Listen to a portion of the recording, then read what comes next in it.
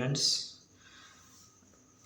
मैं अर्जुन जांगड़ा क्लासेस से अर्जुन जांगड़ा सर आपको साइंस क्लास 10th का chapter number first chemical reactions and equations के बारे में बताऊंगा और उस चैप्टर के कुछ नोट्स भी बताऊंगा जिसको आप अपनी नोटबुक में राइट डाउन करके उससे एक अच्छी नॉलेज गेन कर सकते हो फर्स्ट चैप्टर के लिए। ये चैप्टर फर्स्ट है chemical reactions and equations. Chemical reactions क्या होता है बच्चों? जैसे कि कोई भी चीज़ केमिकली रिएक्ट करे। केमिकली रिएक्ट करना मतलब एक नया सब्सटेंस फॉर्म करना। नया सब्सटेंस जो फॉर्म होगा वो दोबारा से उस अपनी वही कंडीशन में नहीं आ सकता, मतलब it is a permanent change. यह एक परमानेंट चेंज होता है। जैसे मैं फर्स्ट पॉइंट पे आता हूँ। फर्स्ट पॉइंट क्या है हमारा? जैसे केमिकल रिएक्शन है तो केमिकल रिएक्शन क्या है? जैसे केमिकल चेंज और chemical reaction are the change in which one or more new substance are formed. मतलब कि एक ऐसा बदलाव होना जिससे एक नई चीज़ डेवलप हो, एक नई चीज़ बने। जैसे हम दूध को बाहर रख देते हैं, गर्मी का मौसम है और हमने उसको कूल पेज के मतलब फ्रीज की जगह हमने क्या किया, उसको बाहर रख दिया। बाहर रखने से क्या होगा कि बाहर जब हमने उसको रखा तो बाहर रखने पे वो क्या हो गया, फट गया। तो मतलब वो दोबारा से फटे हुए दूध से हम दूध बना पाएंगे क्या? नहीं बना पाएंगे। तो वो एक केमिकल चेंज है, वो एक बदल गया है, उसका रूप एक बदलाव आ चुका, परमानेंट चेंज हो चुका है। तो केमिकल रिएक्शन यही होती है कि जब कोई भी सब्सटेंस आपस में रिएक्ट करते हैं और उसको रिएक्ट करने से एक नया सब्सटेंस फॉर्म होता है, तो उसको केमिकल रिएक्शन कहते हैं। अब नेक्स्ट आता है केमिकल इक्वेशन कि इक्वेशंस जैसे represent of the chemical reaction term of the symbol and formula of reactant and product is known as chemical equation. कि हमने क्या करना है भाई कि जैसे कोई भी चीज़ है, जैसे हाइड्रोजन और ऑक्सीजन को मिलाते हैं तो हमें वाटर मिलता है, तो उसको हाइड्रोजन को हम किससे डिनोट करेंगे? H से, और ऑक्सीजन को O से, O2 से डिनोट करते हैं और फिर एक एरो लगता है। तो जो हाइड्रोजन और ऑक्सीजन हमने मिलाया वो क्या कहलाएगा? लेफ्ट हैंड साइड क्या कहलाएगी? रिएक्टेंट साइड कहलाएगी। और जो एरो के दूसरी साइड राइट हैंड साइड में फॉर्म हुआ वो कहलाएगा प्रोडक्ट। और उसको किससे दिखाते हैं? सिंबल से रिप्रेजेंट करते हैं। जैसे हाइड्रोजन के लिए हमने H लिख दिया और ऑक्सीजन के लिए हमने O2 लिख दिया और वाटर के लिए क्या लिख दिया?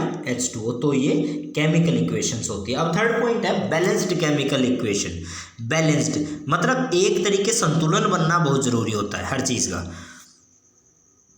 The chemical equation in which the number of atom of different element is same on the both side of the arrow is called balanced chemical equation. जैसे हम तराजू देखा ना, तराजू में अगर एक साइड 1 किलो का हम वेट रख दें और दूसरी साइड भी 1 किलो का ही रखेंगे तभी तो बैलेंस होगा। एक साइड 1 किलो रख दिया, एक साइड ½ kg रखेंगे तो अनबैलेंस हो जाएगा। तो वही चीज़ है कि एरो के लेफ्ट हैंड साइड में भी जितने एटम है, मतलब हाइड्रोजन का 1 एटम है और ऑक्सीजन के 2 एटम है, तो दूसरी साइड भी इतने होने चाहिए। ठीक है, तो ये क्या होता है? बैलेंस केमिकल इक्वेशन होता है कि हाइड्रोजन का इधर 1 है लेफ्ट हैंड साइड में तो राइट हैंड साइड में भी 1 होगा। ऑक्सीजन के 2 यूज हुए हैं तो वहां पे भी 2 यूज होंगे। अगर वो आपस में सेम नहीं है तो वो अनबैलेंस्ड है, उसको बैलेंस करना पड़ेगा।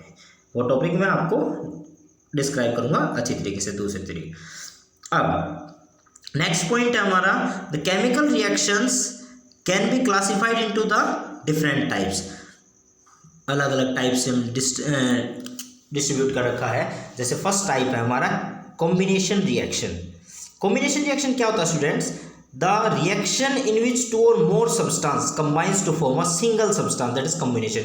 कि 2 या उससे ज़्यादा चीज़ें आपस में मिले और एक नया सब्सटेंस फॉर्म कर दें, उसको कॉम्बिनेशन रिएक्शन कहते हैं। जैसे A एक सब्सटेंस था, B दूसरा सब्सटेंस आया, दोनों आपस में मिले, दोनों की दोस्ती हो गई और एक वो नई चीज़ बना दी उन्होंने AB, वो AB कंबाइन होके एक नया सब्सटेंस बनाया। तो दो अलग अलग सब्सटेंस ने एक नया सब्सटेंस तैयार कर दिया, एक नया कंपाउंड तैयार कर दिया, उसको क्या कहेंगे? कॉम्बिनेशन रिएक्शन कहेंगे। जैसे एक एग्जांपल भी दे रखा है हमने, मैग्नीशियम सॉलिड फॉर्म में है, उसको ऑक्सीजन के साथ जब मिलाया तो ये क्या होगा? मैग्नीशियम ऑक्साइड होगा। जैसे देखो कि मैग्नीशियम का एक चीज़ थी, यहाँ पे ऑक्सीजन की दो थी, तो मैग्नीशियम और ऑक्सीजन यहाँ सिंगल थी, तो यहाँ पे ट्वाइस करना पड़ा और यहाँ पे ट्वाइस करना, तो बैलेंस किया उसको, कि उससे क्या है? डिकम्पोजिशन है। बिल्कुल जैसे कॉम्बिनेशन, उसका उल्टा डिकम्पोजिशन। जैसे दो चीज़ों से मिलकर एक चीज़ बनाई थी, वो कॉम्बिनेशन थी। अब एक चीज़ से दो या उससे ज़्यादा चीज़ें बनाए, वो डिकम्पोजिशन रिएक्शन होगी। जैसे मैं अभी नेक्स्ट टॉपिक है जैसे हमारा the reaction in which a single compound breaks up into two or more simpler substance are called decomposition reaction.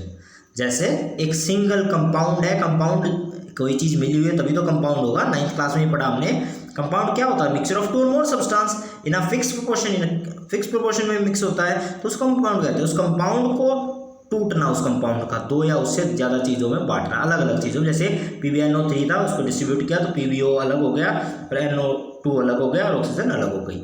उसी तरीके से डिकम्पोजिशन के भी टाइप दे रखे हैं। डिकम्पोजिशन के 3 टाइप्स होते हैं। पहला होता है इलेक्ट्रोलिसिस, मतलब इलेक्ट्रिसिटी। इलेक्ट्रिसिटी अगर किसी सब्सटेंस से पास होगी तो वो क्या होगा? इलेक्ट्रोलिसिस डिकम्पोजिशन कहलाएगा। The decomposition of a compound by passing the electric current through it is known as electrolysis. मतलब इलेक्ट्रिसिटी की वजह से वो टूट गया। नेक्स्ट है थर्मल डिकम्पोजिशन। थर्मल डिकम्पोजिशन क्या होता है बेटा? जैसे the decomposition of a substance on heating, गर्मी की वजह से, थर्मल मतलब हीट, गर्मी की वजह से वो डिकम्पोज हो गया, तो थर्मल डिकम्पोजिशन होगा। अगला है decomposition of a substance by absorbing light energy is called photochemical decomposition. Third type जो होता है फोटोकेमिकल होता है, मतलब कि लाइट अगर किसी चीज़ से पास होगी, लाइट एनर्जी पास होगी और उसकी वजह से डिकम्पोजिशन होगा, तो वो फोटोकेमिकल डिकम्पोजिशन कहलाएगा। स्टूडेंट्स, बाकी के जो टॉपिक बचे हैं वो मैं नेक्स्ट क्लास में डिस्क्राइब करूँगा आपको। Thank you, good night.